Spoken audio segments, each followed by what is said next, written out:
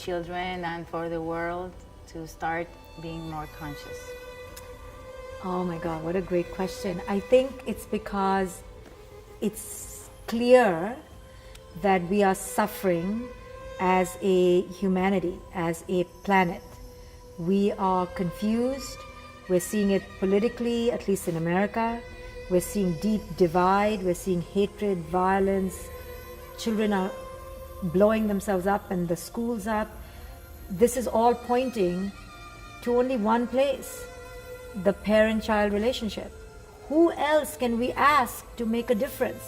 Everyone is responsible. It's not the parent who's at fault, but they have the most and the only real first power.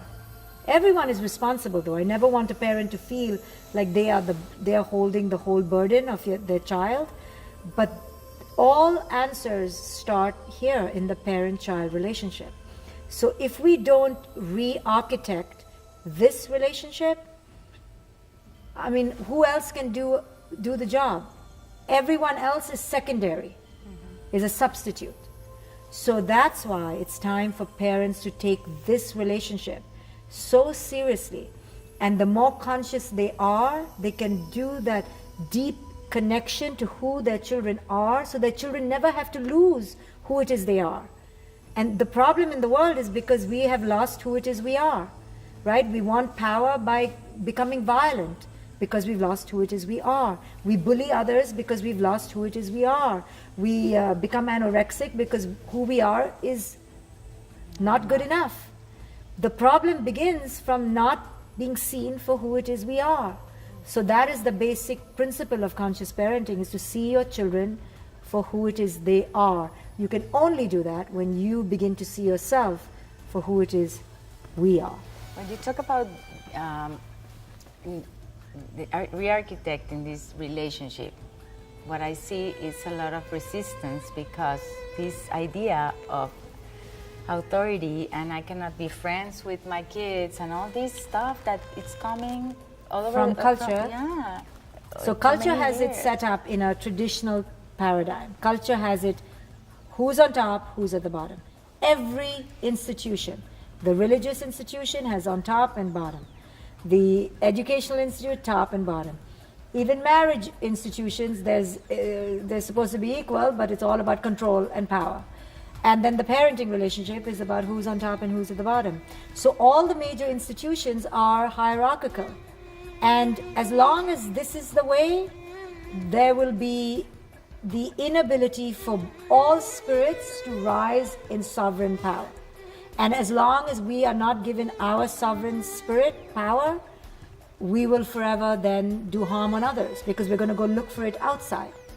So this has to be re-architected. There can be no more hierarchical relationships, because hierarchies are based on power and control and possession and ownership. They have to become equal relationships. Now, how is a child equal to a parent, you may say? Because parents are greater.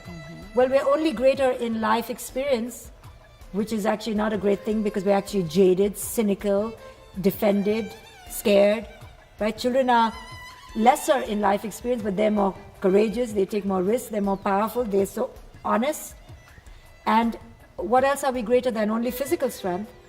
But who's greater in spiritual strength? I would say a child, because they've come from spirit.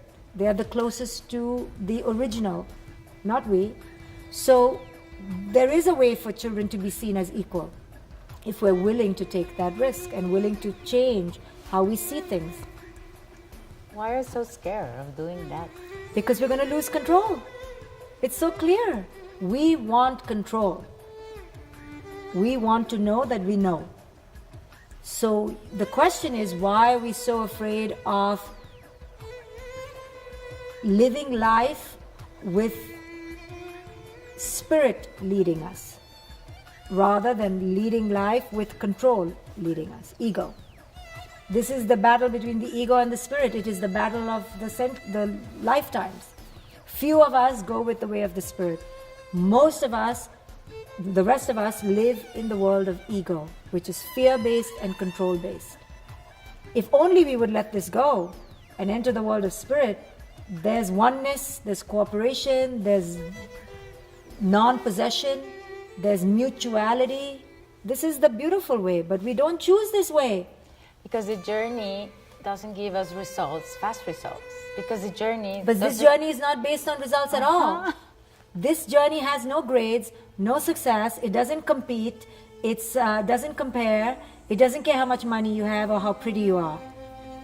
Isn't that the better way? But we want results and outcomes because we've been conditioned. It's ignorance. It's just ignorance. This is darkness. The minute they start breaking out of darkness, they will come to this way. The way of the spirit, of your own authentic being divine, is the most beautiful way. It's the way of the Tao. People say of the Tao that they don't follow the Tao because it has no results. But you don't need results when you follow this way, because your whole life, the process is the unfolding. There's no need to get to the destination. The process is the unfolding. Beautiful. Thank you. Wow.